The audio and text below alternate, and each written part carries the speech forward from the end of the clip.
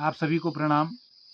आज हम बात करेंगे मोटापे को लेकर, ओबेसिटी को लेकर। मोटापा कोई विकार नहीं है, बल्कि यह शारीरिक, भावनात्मक और सांसों का असंतुलन ही मोटापे का मुख्य कारण हो सकता है। कि अगर हमारा शरीर, हमारी दैनिक जीवनचर्या, हमारा दैनिक खान-पान अगर ठीक से नहीं है, प्रॉपर तरीके से नहीं है और हम लगातार अपने खाने को लेकर सचेत नहीं हैं, तो वह मुख्यतः मोटापे का कारण हो सकता है। अगर लगातार हम नींद या तनाव से ग्रसित हैं, अगर हमें प्रॉपर नींद नहीं आ रही है या हमें स्ट्रेस है, हमें तनाव है, तो यह भी मोटापे का मुख्य कारण हो सकता है। लगातार अगर हम अपनी दैनिक जीवनचर्या में योग या एक्सरसाइज या प्राणायाम नहीं कर पा रहे हैं, तो वह भी मोटापे का कारण हो सकता है। कि एक दैनिक जीवनचर्या, एक डेली रूटीन अगर हमने फॉलो नहीं किया है, तो वह सभी मोटापे के कारण हो सकते हैं। और मोटापा कोई, बार बार यही कहा जा सकता है कि मोटापा कोई विकार नहीं है। बस हमें अपनी सांसों को संतुलित करना है, हमें मानसिक रूप से भी मजबूत होना है और मोटापे जैसी जो विकार हैं उनको समाप्त करना है।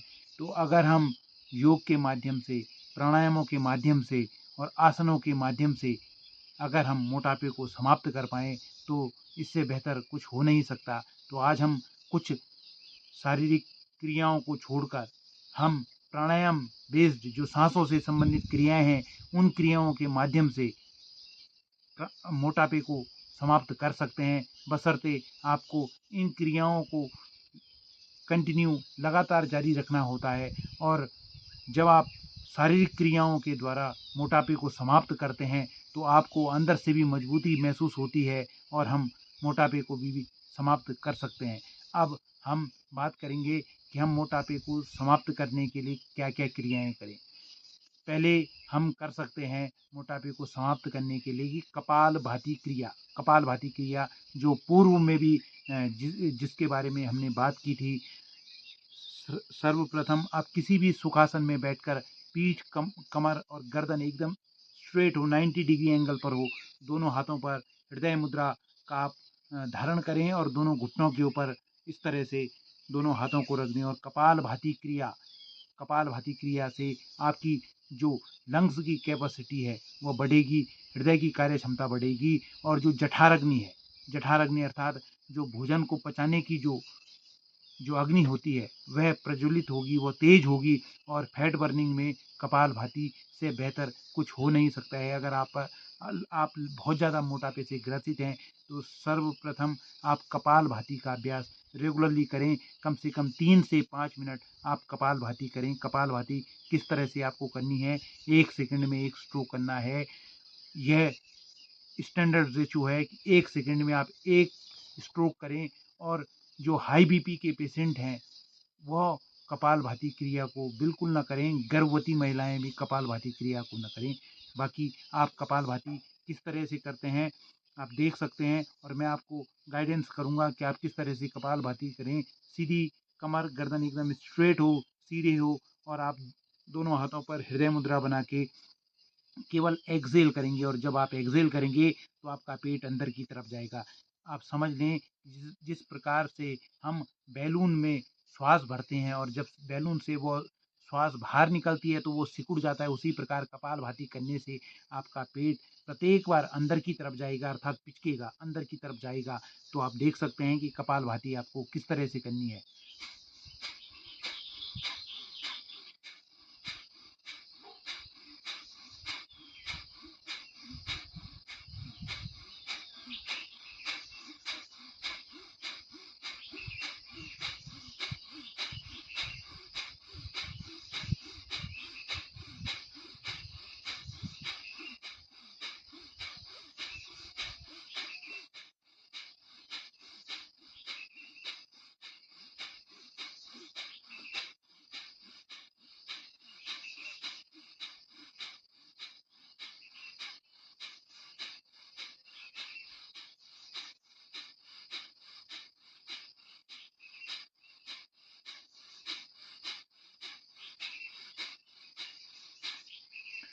जब भी आप कपालभाति करें तो 1 मिनट के पश्चात अवश्य अंतराल ले लें, ब्रेक ले लें, क्योंकि जब आप बहुत ज़्यादा साँसों को बाहर फेंकेंगे तो हो सकता है कि आपकी कमर में हल्की-सी दर्द की अनुभूति हो, हल्का-सा आपके सिर में चक्कर की भी अनुभूति हो। तो कपालभाति जब भी आप करें, आप 30 से लेकर 50 राउंड का एक सेट करें और इस तरह की आप 5 सेट, 30 से लेकर 50 राउंड के 5 सेट आप अवश्य कपालभाति के करें।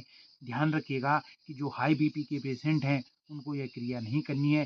बाकी सभी उम्र के, चाहे लेडीज़ हों, चाहे जेंट्स हों, चाहे बच्चे हों, चाहे मिड एज के लोग हों, चाहे बुजुर्ग हों, सीनियर सिटीजन हों, सभी तरह के लोग कपालभाति कर सकते हैं, बशर्ते वह अपनी क्षमता के अनुसार कपालभाति करें।